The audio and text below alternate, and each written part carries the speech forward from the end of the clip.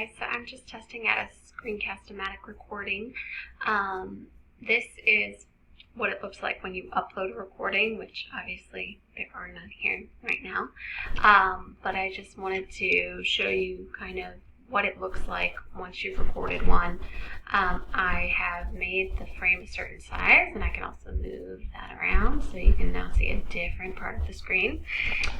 To show you how screencastomatic works, you launch it from over here, launch the recorder or capture screenshots over there, and as you can see, the free version has a 15-minute limit to it right there, which on the one hand will cut you off if you go longer than 15 minutes, but on the other hand, you really should not be posting videos that long anyway.